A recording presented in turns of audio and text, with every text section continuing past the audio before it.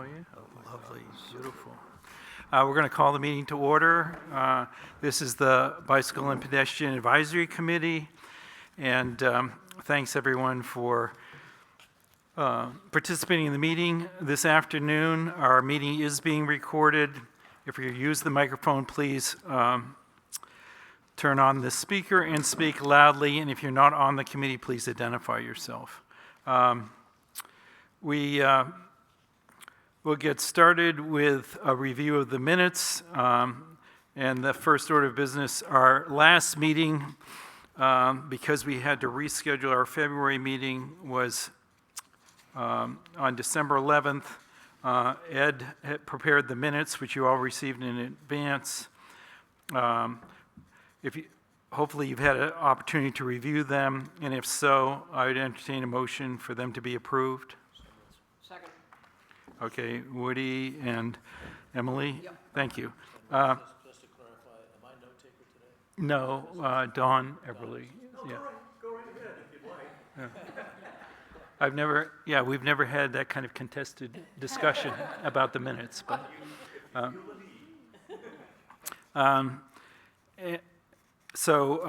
Just in terms of committee membership, I just want to inform you that Mike Ryan is a new committee member. He unfortunately is slightly delayed this evening, but he will be in attendance. He's the business manager of the New London Inn, and he has graciously agreed to join the committee. He attended the Pocket Park meeting of neighbors on December 5th in the library and was actively engaged in those discussions. And also I wanted to record that Grant Smith, who is a current member, has agreed to change his status from alternate to full member status, which we greatly appreciate. I also wanted to thank Emily for facilitating the Board of Selectmen voting for those membership changes. And I also wanted to acknowledge Paul and Greg from Bone & Associates, who are here with us this evening and have been very engaged and involved in the planning for the Pocket Park design, and we will be hearing more from them as the meeting proceeds. Since our last meeting, I've had, yes, excuse me. Under committee assignments, I think it's appropriate to congratulate Edie, and hence, hopefully she'll maintain her membership on the committee as representative. Yes, I didn't mean to presume so, but I, Had she not been elected. but I, Now that he's taking notes, he thinks he's big. right, yeah. I'm the moderator. No, excuse me. Bibi, congratulations on your re-election to the Board of Selectmen. And also, we hope that you'll continue to be liaison to the Board of Selectmen for this committee, which you've done so effectively to date. Thank you.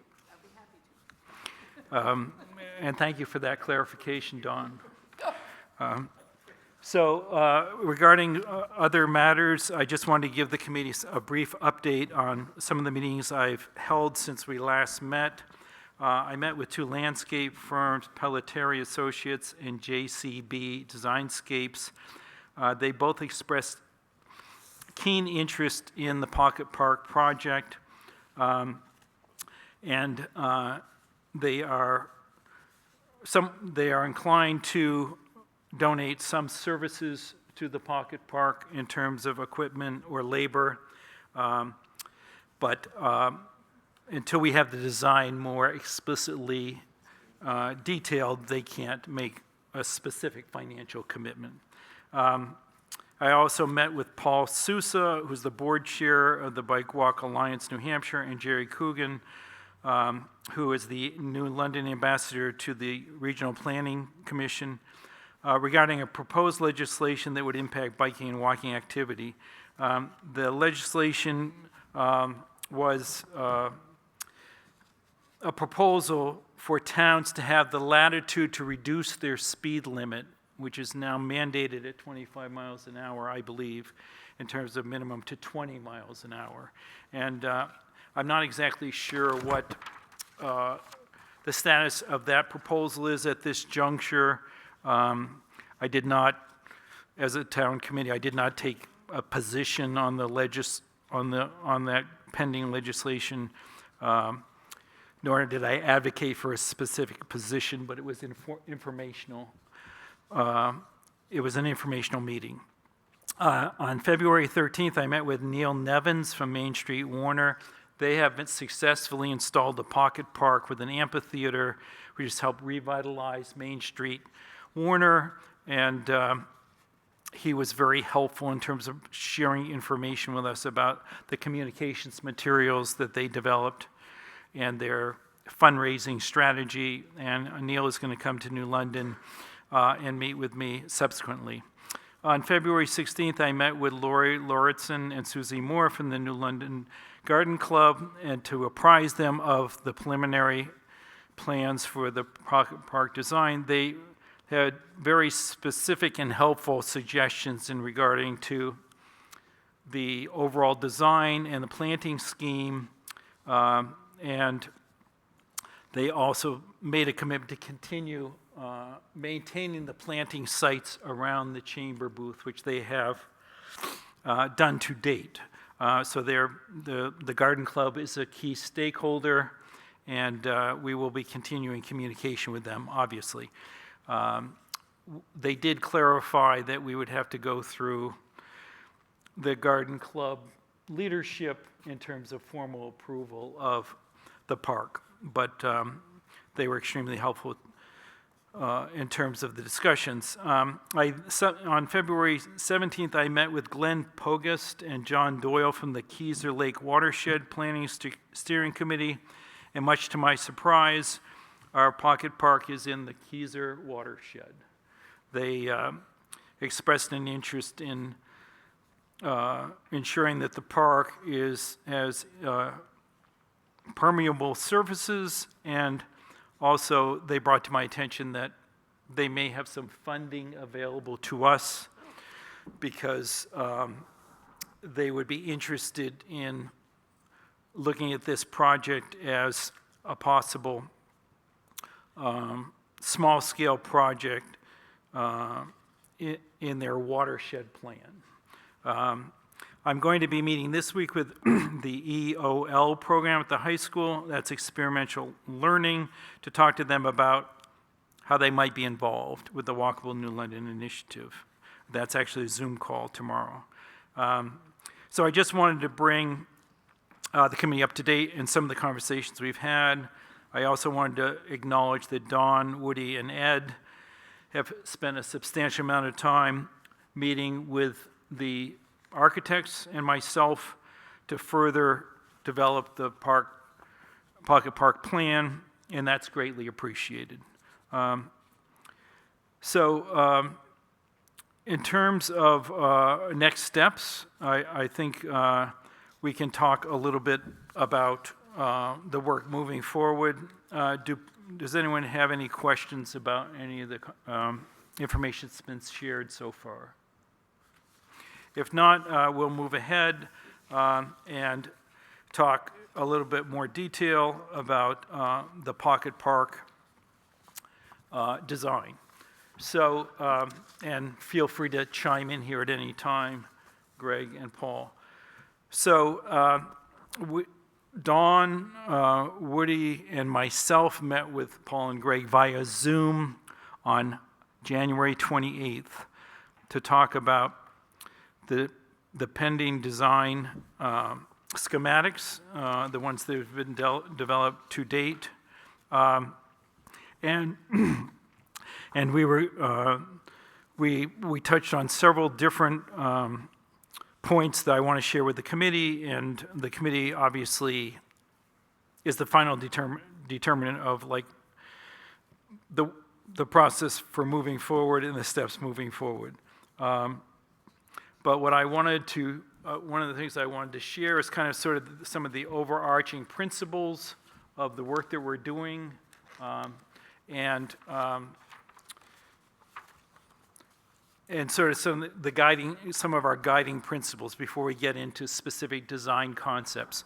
So, in our conversations with community members, town officials, and members of our committee, I think it's important to sort of reiterate the guiding principles of our work. And some of those include ensuring that this space has ecological merit and that it is a place where people can, in a sort of casual way, interconnect with nature, and that we will ensure that, the best environmental designs are incorporated into our plan in terms of stormwater runoff, in terms of plants that attract birds and insects.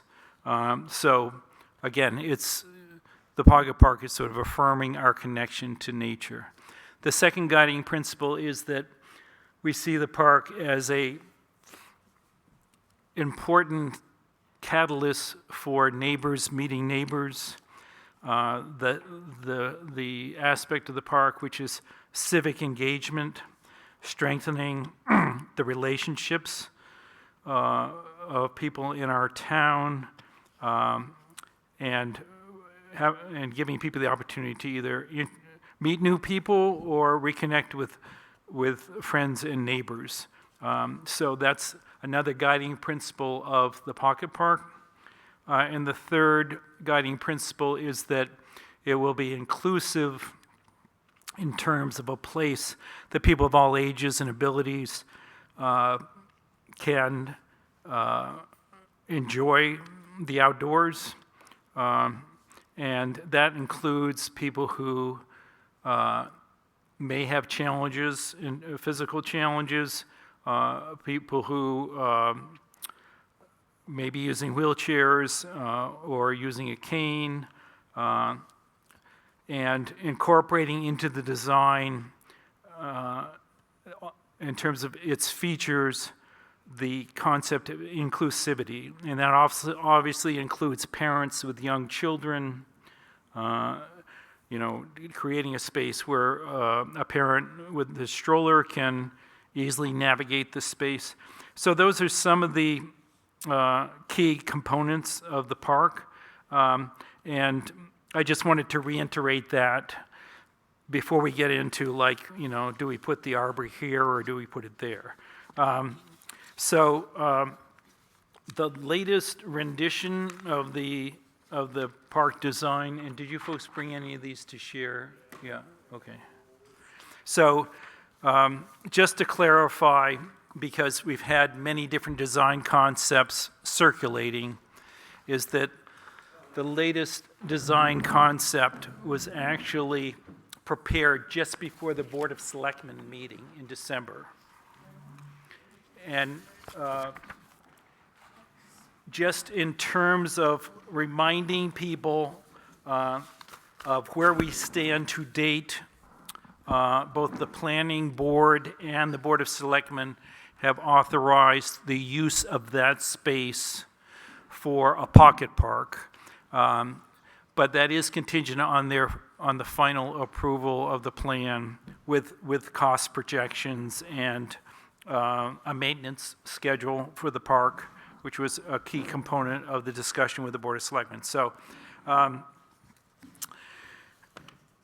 I will just share with you some of the salient points from our Zoom conversation with the architects in January 21st. So basically, we agreed, that would be Don, Woody, myself, who were present, that this design that's in front of you is going to be sort of the basic template that we will build from, in terms of there will be additional modification and changes, but there were several design concepts. Could you give one of those to? Yeah, you did, thanks, okay. We've circulated several design concepts. We're basically settled on, okay, we're going to use this as a template, as the sort of the basic roadmap forward.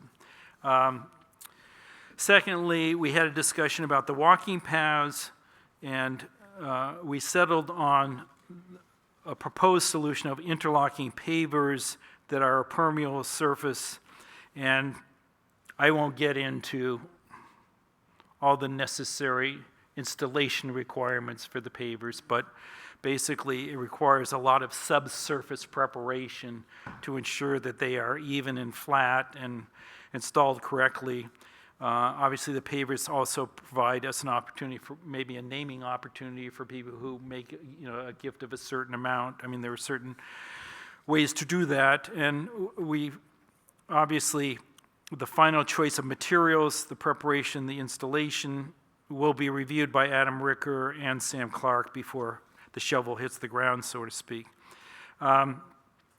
We did also, and I'm not sure this totally reflected in this schematic, because again, this schematic was completed before we had the Zoom call.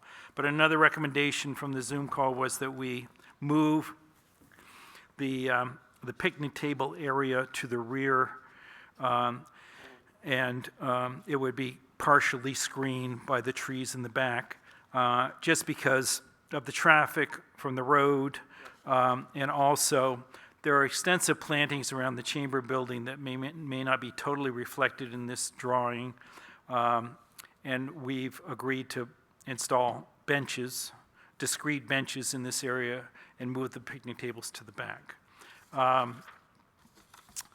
In terms of interpretive signage and directional signage, which is a key component of this, let's recall that this is just one aspect of the Walkable New London initiative in terms of promoting walking in town, but it is kind of the anchor or the origin point, is that the interpretive and directional signs, and the Garden Club had some input on this too, would be shifted so that they are facing Main Street and not parallel to the chamber building, and maybe this schematic actually sort of reflects that. But just because there would be increased visibility to the space. And then there were several recommendations around the planting areas using low-maintenance plants, hardy plants that don't require a lot of pruning and attention, and are native to the area. And, another aspect of the discussion was sort of just thinking through that interface between Woodcrest Village and their patio and the park. And the thinking was that there would be some kind of there wouldn't necessarily be a path to their patio in terms of integrating as one space, but there would be an opening that may or may not have a gate so that someone who is on the Woodcrest patio could easily traverse to the park. And then the last item from that Zoom call was that we do want to work with the New Hampshire DOT ADA officer to ensure that we are compliant in terms of ADA regulations. So, Don, I mean, obviously you participated in the Zoom call and the architects. I'm sure there may be some suggestions of things you'd want to add at this point in terms of steps we need to move forward. No, I think that's good.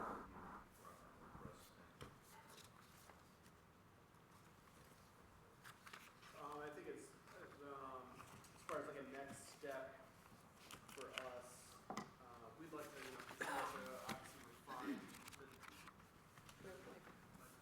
the. Oh, yeah, yes. So, as a next step for us, we're going to look to, continue to refine the design, probably take an inventory in a little bit more detail of the existing plantings, and kind of develop this drawing into more of a, line AutoCAD-based drawing versus, we've been calling this kind of a magic marker drawing. So that's our next move, and I think with that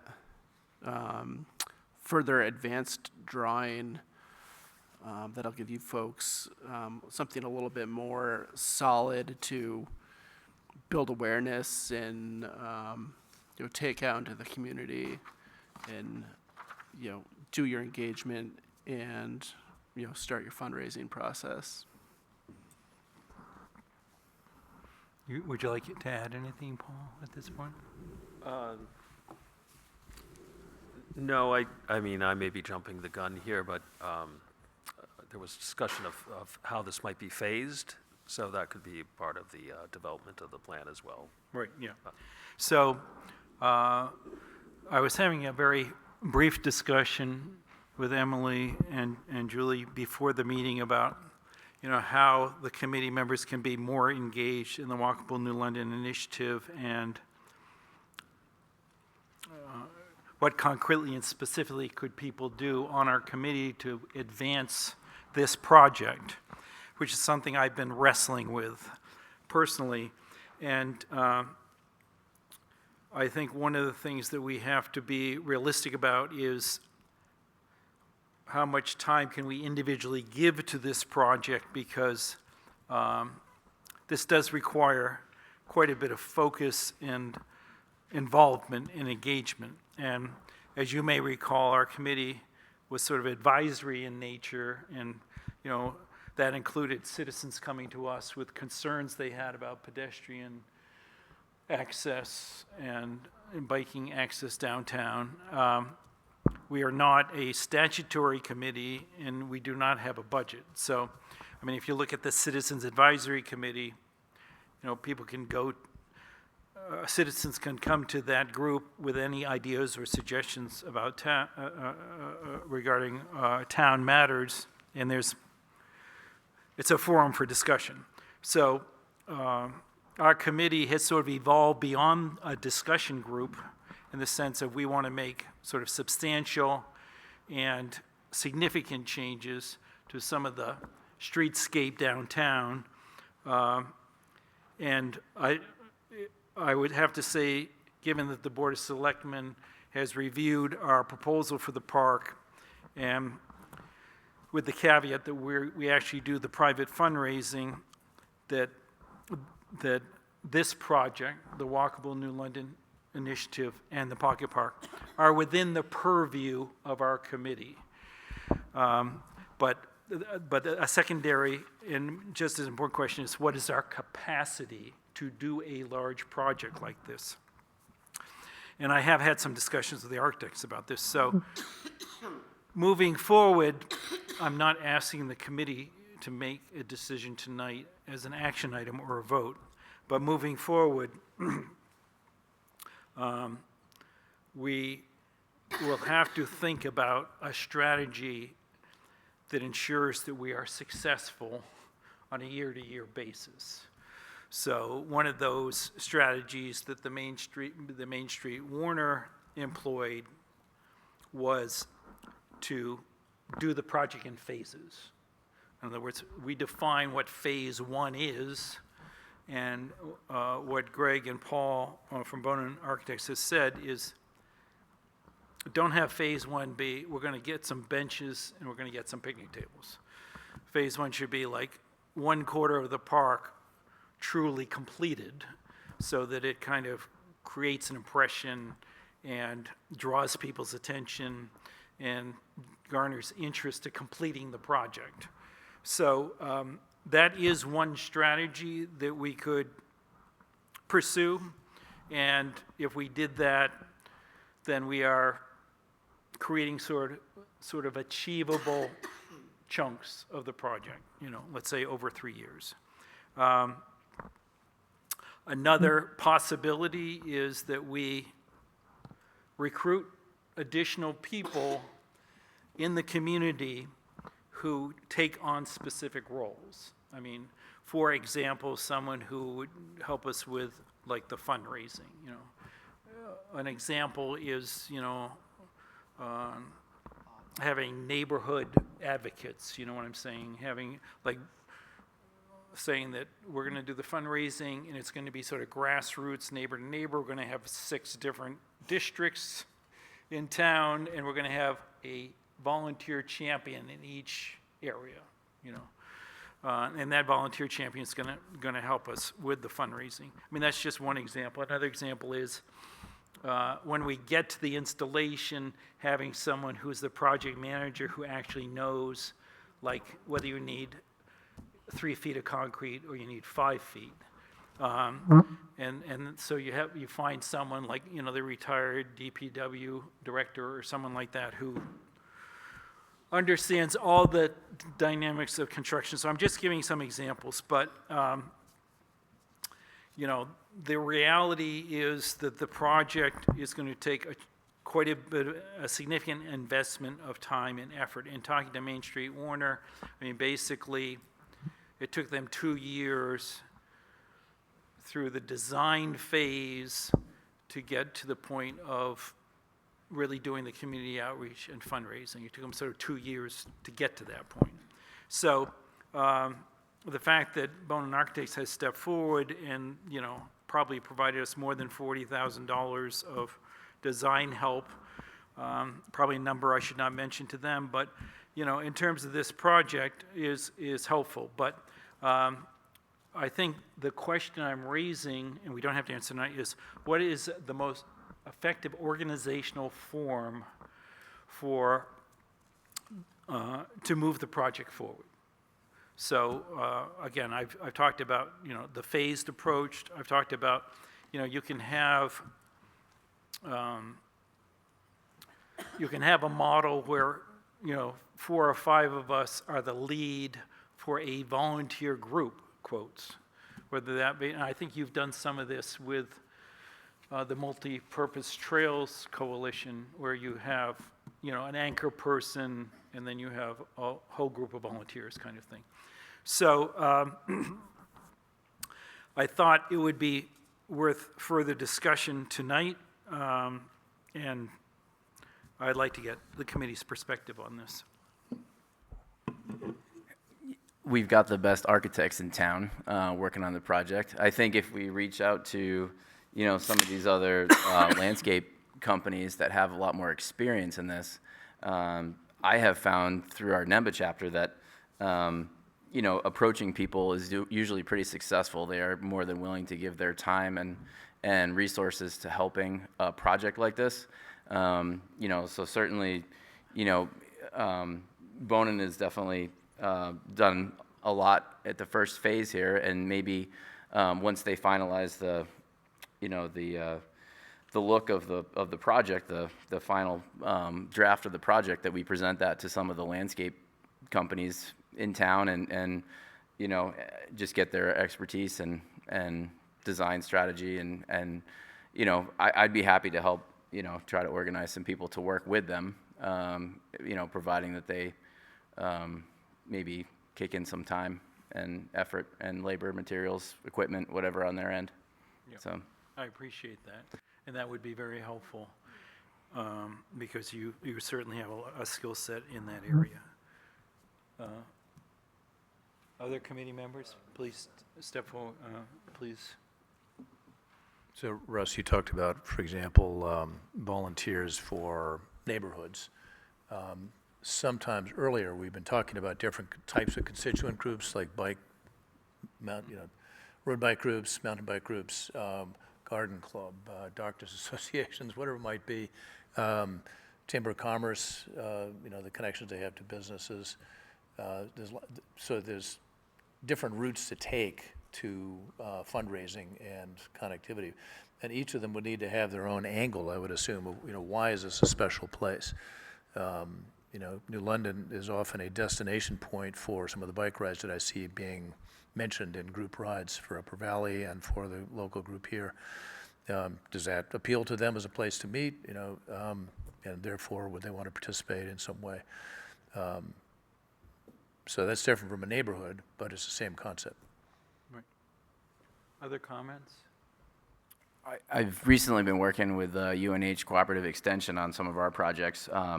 they have an upcoming outdoor economy academy that they're sponsoring, which may be worthwhile for one of us to get involved with that, because they're talking a lot about outdoor space and outdoor recreation use and how it affects local economies and the tourism impact it all makes too. So that could be, useful as far as, finding channels for funding and resources and labor. That's a great contact, so I'll follow up with you on that one. Julie? Yeah, I had a question. Are we going to have a more developed plan that we can use as an advertising, more or less, to be able to approach people and talk, like, have common language about what we're talking about? So in our minds, or in actually reaching out beforehand, but in order to actually move forward, it seems that we all need to have, and people need to visualize what our vision is. Right, yeah. So, we've had quite a bit of discussion on this point, and we do want to make the plan, we want to further elaborate the plan before we publicly distribute it, even if it's just a draft. So what I discussed with Bonin Architects is having a vehicle for community input, whether that be a meeting here at Whipple Hall with the architects for public comment, and or a Zoom invitation for people in town to discuss the project, a Zoom meeting. So I hope we can schedule that in the next 30 days, those community forums. And what I talked to Greg and Paul about is having a design with some very preliminary cost estimates by June 1. And they thought that was realistic. But I think we do need to get some more community input before we distribute plan widely. That's certainly what's recommended. But after we have a plan that we consider workable, we can post it on the town website for comment. There are various tools that are available for people to make very specific suggestions on a design. So I would say by June 1, we'll have, a plan that we can use for communications and community outreach, if that still seems realistic to you guys, yeah. What I did ask of committee, what I did mention to Julie and Emily previously, or before our meeting, is I would ask that each of you be very thoughtful about coming up with a list of 6 to 10 people who you think would have a keen interest in the project, each committee member. And these are people who would fit one of several categories. One is there are people of influence in town who, if we could garner their support, whether they have influence, in their neighborhood or in their community, through various social clubs or religious institutions or nonprofits, and prepare that list for me in the next 2 weeks.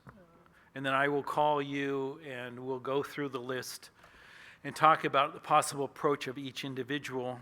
These are folks who, and Bibi, I think you could probably speak to this, but these are people who are not necessarily restricted to, I love outdoor recreation. We have people in town who have a lot of civic pride, and this kind of fits into the broad banner of civic pride. Whether or not they'll ever come to the park or whether they're downtown walkers, I think is secondary. Not that we wouldn't consider those people, but so there are also people who may be inclined to donate either a cash gift or of their labor or their expertise in some way.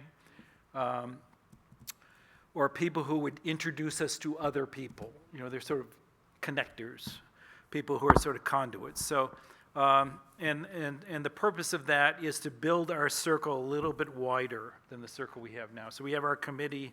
What is the next sort of circle outside our committee of contacts, of people who are influential, may have capacity to give, but would be excited about the project? And then I will not approach anyone without your specific go-ahead, or you may choose to approach them, or you may give me a name and say, don't use my name, but you should approach them. And that, all that is okay.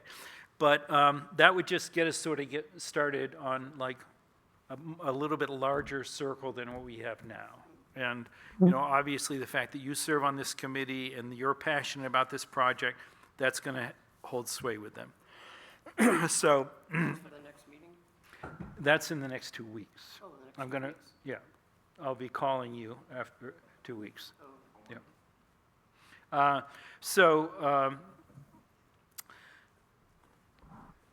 In terms of where we are in the process, so to speak, of planning. We could share those down there. Yeah. And Mike, you should get it. This is Mike Ryan. He was introduced earlier as a new committee member. I want to make sure you get all the materials. And thanks so much for coming. Yeah. And certainly Bob, if there's extras, give one to Bob, please. So this is from the Pocket Park Toolkit that was developed by the National Historic Trust. It's a very lengthy document, but I gave you sort of a synopsis here. So these are sort of the steps in developing a pocket park. It's just pretty straightforward. You know, what are the steps we have to go through? We don't need to spend a lot of time on this, but it's important, like checklist thing of like, okay, where are we at in terms of the process, and what do we have left to go, and what steps do we have left? And attached to that is a budget. This is a capital investment budget. We need both a capital investment budget and we need an operating budget for the park. So there's a long list of possible expenses here, which could seem overwhelming to you. But it's kind of like all the things we'd have to think about in terms of the true installation and construction cost. Again, this is just a sample, and some of these are not relevant, but it is an exhaustive list. You know, some of the things that we have to be thinking about in terms of the pocket park is when the public uses a space, you know, what are the needs of the public? So I had a conversation with folks from the Garden Club about this, which is, well, if there's no public restrooms, or there is one, but it's within the chamber booth and they don't really advertise that, is that an inconvenience for the public, and is it something that we need to address? If there are, and I know there are, downtown dog walkers, and they're going to use the park, do we make accommodations for dog waste? Do we make accommodations for, you know, just litter? All those kinds of things that we need to anticipate as possible uses of the park and possible expenses. Because what we don't want to do is after the park is open for 3 months, the neighbors and people downtown are complaining that it has become unsightly. That's not an outcome we want. So these are, when we think about public use of space, we also have to think about lighting, you know. Even if we say, well, the park isn't really open at night, you know, we don't want to encourage, we don't want to have night light, but on the other hand, being in New England and the fact that the sun goes down at 3:30, you know, in December, or you know, that there's low light situations when we have really overcast skies, even in the summer, do we need lighting along the pathways, particularly for people who are physically challenged? I mean, these are things the architects will be thinking through, but they all have cost ramifications for us.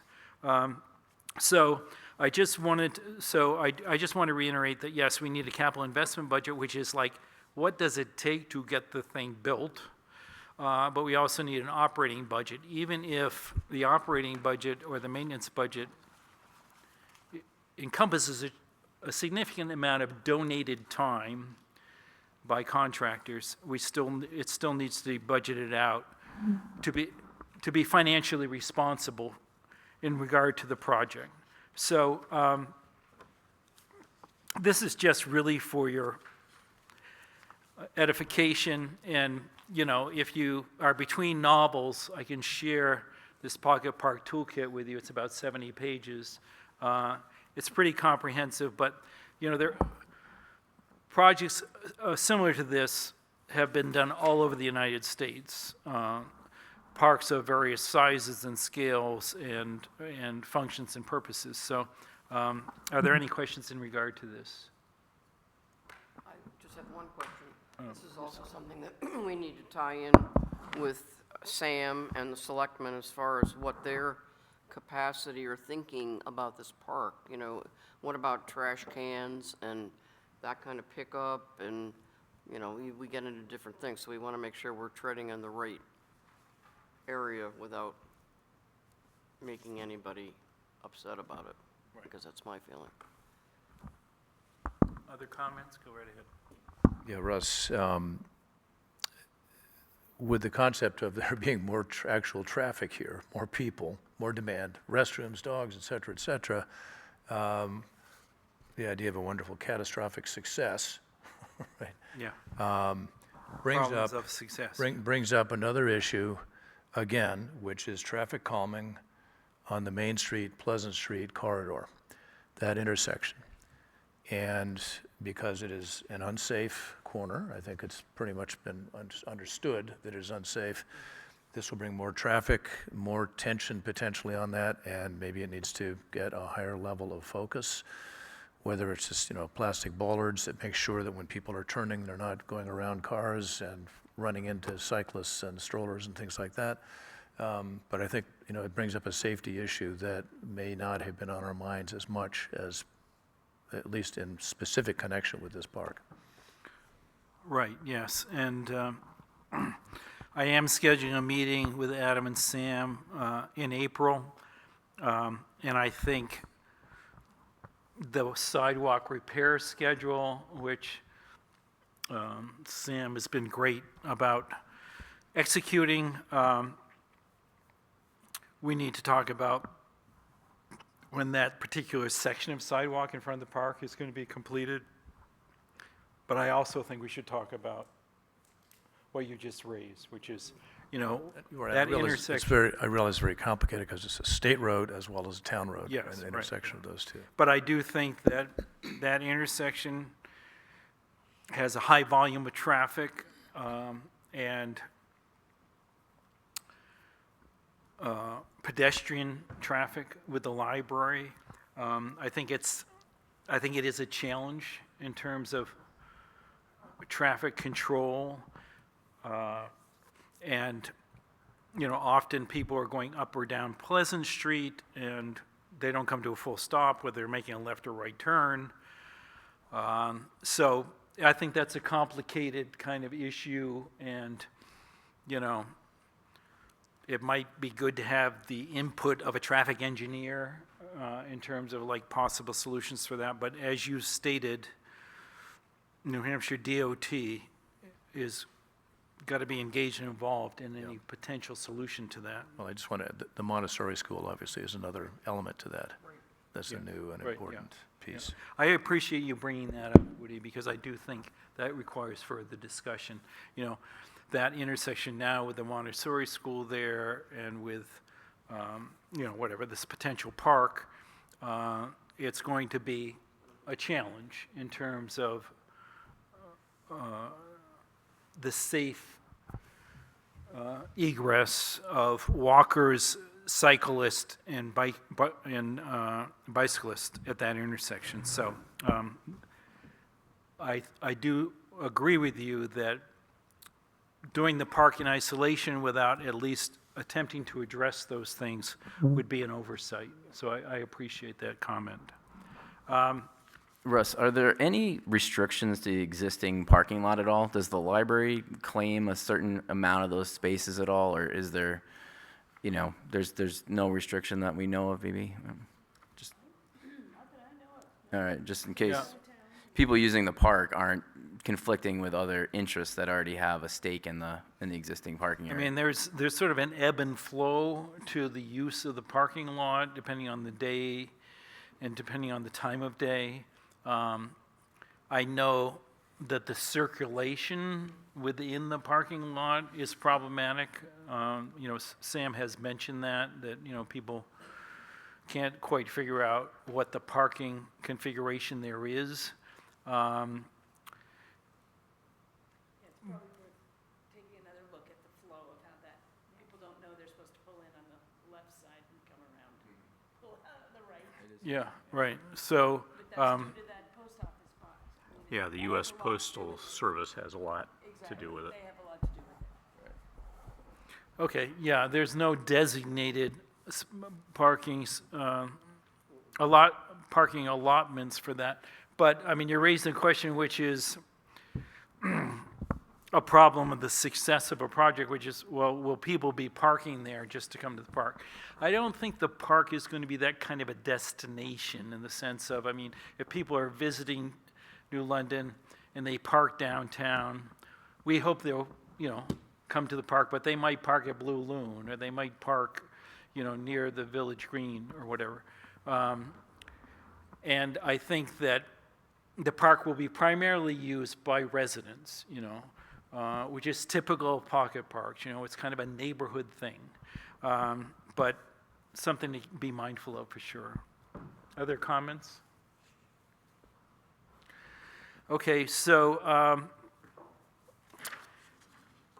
as far as the community outreach and fundraising schedule goes, I've been traveling a lot, and that's not something I've tackled, but I will create a draft for that for the committee to review, and we will have to make a determination, not tonight, about some of the discussion we've had, whether we're going to phase the project, whether we're going to sort of create these sort of volunteer group model, grassroots sort of fundraising, community outreach efforts.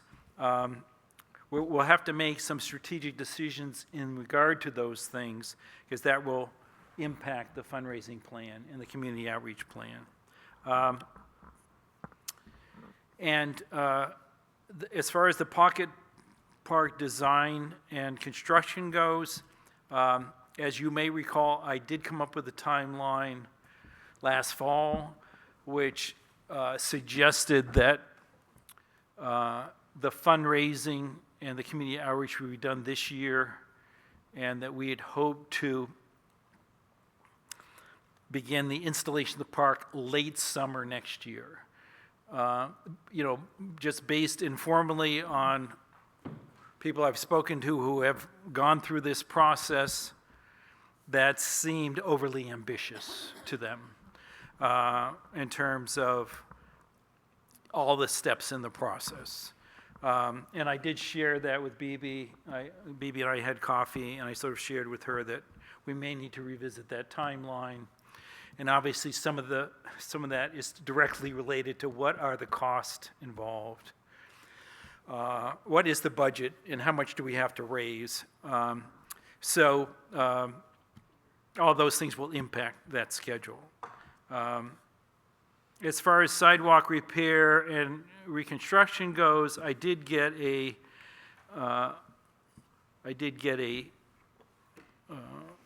email from Sam about that, which was great, to give me an update. And so basically Sam said that they're moving ahead in terms of sidewalk repair and reconstruction. The Seamans Road to Colby Loop, which is that sort of model sidewalk project, they'll be completing that this spring.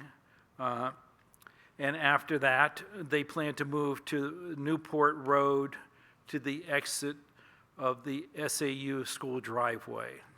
So that sidewalk section is the next to be repaired. I raised the question with Sam, will they be expending all the monies that were allocated from the capital reserve budget based on the timeline that was presented? And he said that they do plan to continue the sidewalk repairs in town, and that, you know, depending on whatever constraints they might have in terms of personnel or materials, they may or may not expend that totally, but that is the plan. As his current assessment is that they will be expending I think it was $106,000 or whatever it was for this particular fiscal year. And all that's been shared with the committee before, the sidewalk repair timeline.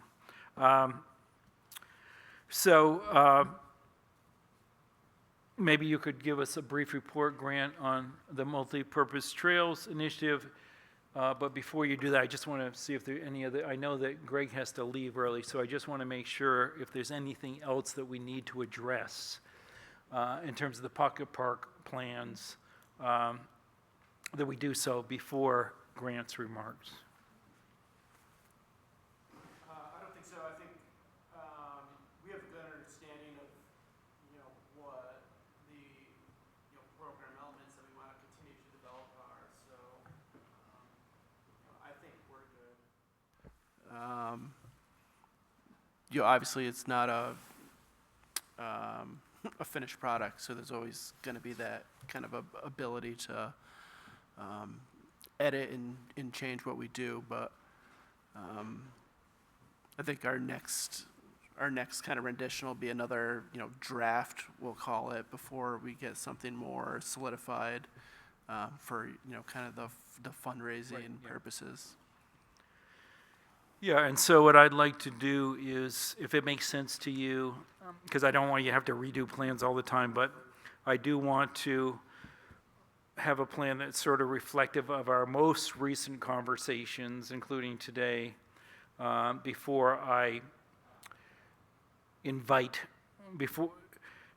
for discussion at a community forum, if you know what I'm trying to say. And so I don't, just logistically, and BB, you have some insight into this, probably it wouldn't be realistic for us to schedule a community forum for a month, I would think, just, in terms of, you've got a lot of other fish to fry here, as far as the town goes. So if that gives you any kind of sense, that I think at the community forum, we would just want to present a plan that is the most developed iteration based on our committee deliberations, if that makes sense to you. So I think we're looking at like 2 to 3 weeks kind of thing. Yeah, I think, we'll have a draft plan that we can put in front of the committee, and we can say at that point, more changes, or this is good for a community. Right, yeah. That'll be the next step. Okay. Thanks again. I appreciate your participation today. Yeah, no problem. Okay.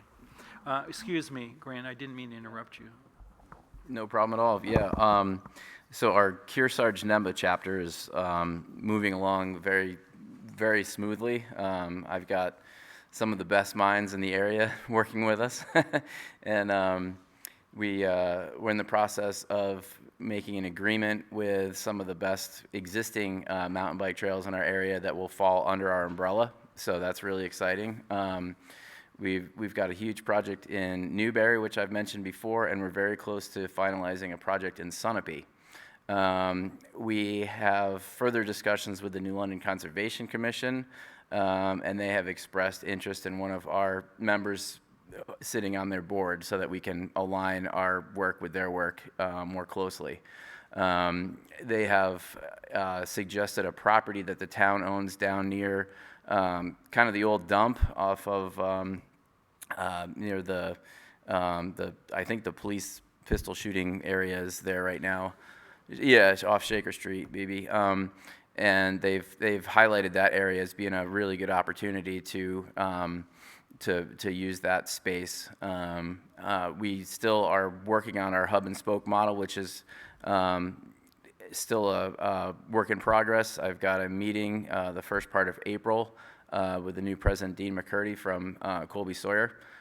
He is very interested in working with us on property behind Kelsey Fields and getting some students involved with that, some athletic students and also some, potentially business students or other students looking for an internship. We've got a lot planned for that. We're going to be doing our kind of public launch right now, release date on April 15th. We already have a basic social media page up, but we will be much more professional and much more, have a lot more content on there coming in April 15th. We're working with the Prism House in Sunapee that does very high-end expert marketing, and they've got some impressive folks that are really going to help us with our launch. So we're very excited. Great. That's great news. Yeah. Thank you. Do we have any further discussion tonight regarding any of the matters we've touched on? I did want to just point out that I would like to continue our meeting schedule as it was originally envisioned, which means we'd meet on April 16th. I know that's only a month away. If the people on the committee can just check their calendars for April 16th, I believe that's a Thursday. That's what I got in my head anyway. Hold on that for a minute, because we're about to lay out our Board of Selectmen's calendar for the next Okay. year. Yeah. And that might be one of the dates, so just, if you don't mind. Okay. When will we be informed of Our that? next meeting is next Thursday. Okay, yeah, We'll be finalizing the calendar. okay. Just FYI, is the 16th of April a scheduling problem for anyone in attendance now? Okay. Just keep us apprised, BB, of that potential. I can also, I can communicate with the town office. You don't have to worry about it, but it sounds like people don't have a philosophical issue with meeting in a month, right? It will get us back to our regular schedule, which is every other month, obviously. If we meet in April, we'll meet again in June. But I just think, since we haven't met since December, we really want to sort of get back on track. I'd almost propose, like, during these nicer months, we meet every month. I think, especially working on this pocket project, pocket park project, there's a lot of balls in the air. I think it'd be worth maybe trying to get meetings set up a little more closely aligned. Yeah. Well, why don't we discuss the frequency of our meetings, the meeting dates or whatever at our next meeting. So I think in terms of this project and the committee's work, I think the momentum and the pace is picking up. And we just have to figure out, is meeting as a group the best way to facilitate that? Or should we have working groups focused on specific aspects of the project? I mean, that's something we can talk about, so. Okay, if there's no further discussion, I'll entertain a motion to adjourn. So moved. Oh, excuse me. Is there any public comment at this time? I beg your pardon. Oh. Thank you. Mike, I just wanted you to introduce yourself maybe and talk a little bit about sort of your background and interest in our work. You have to press the button there. Hi, my name is Mike Ryan. I am the general manager of the New London Inn, as well as the Inn at Pleasant Lake, and the 2 restaurants and events. I am relatively new to the area. I was in Chicago for the last 25 years. I've been an avid city cyclist for that entire time. So, Woody, when you were mentioning traffic calming right out here, I don't disagree with you. I've also ridden in really terrifying situations. Yeah. But, you know, I've like, I haven't done public works like this, but I've, you know, been around it for a long time, and I've done a lot of project management. In my previous life, I've opened restaurants and hotels all over the world, in, you know, Europe, Middle East, Africa, all over North America. Yeah, I'm super happy to be a part of the community here. I really like what New London has. You know, the people that I've been interacting with over at the Elms and down at the Oak Room have been lovely. Everybody that I've talked to in, you know, getting to know the team here has been pretty cool. So yeah, happy to be here. Happy to like continue to have conversations, and as the summer picks up, my schedule gets a little tighter because I'm busy. But I'll always, you know, do everything I can to carve out time to pop over and be a part of this. Well, welcome to the committee. Thank you. Thank you. And so I will entertain a motion to adjourn So moved. and a second. All right. Thank you very much. Thank you, everyone.